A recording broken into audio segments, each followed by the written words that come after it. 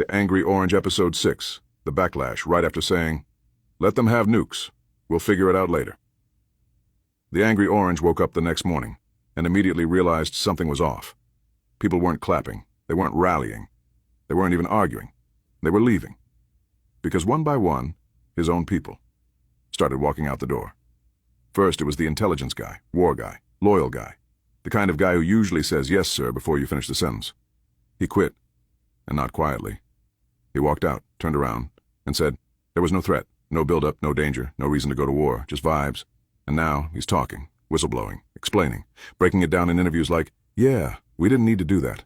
Back in the Oval Lair, the Angry Orange is pacing. "I gave him a job," he shouts. "I felt bad for him." Which is not how you want to describe your national security hires. The pale strategist doesn't even look surprised.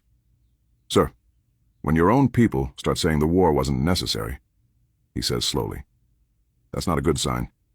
"Disloyal," the Angry Orange snaps, "very disloyal."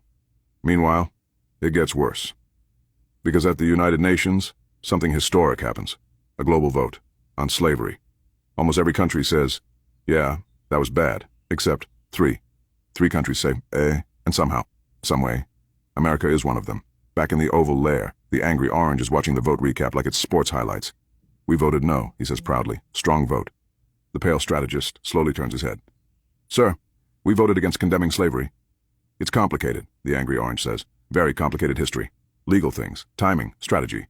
"Sir," the strategist says, tired now. Real tired. "That is not a situation where you freestyle. But it's too late, because now the backlash hits. Not from the opposition, from everywhere.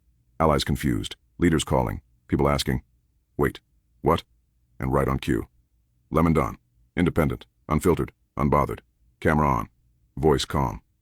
"So, let me get this straight," he says. "You started a war, with no threat. Your own guy quit and told us. You said there were talks. There were no talks. You said no nukes, then yes nukes." He pauses, leans in. "And now, slavery?" Silence. "That's not policy," Lemon Don says. "That's improv." Millions watching. Back in the Oval Lair, the Angry Orange is watching the clip, again and again and again. "Why is he allowed to talk?" he snaps. "Sir, he's not under your control," the strategist says. "That's a problem." Meanwhile, the Red Hat Brigade is confused again, not mad, just confused. The billionaires are quiet. The tech bros are whispering. This is getting unstable.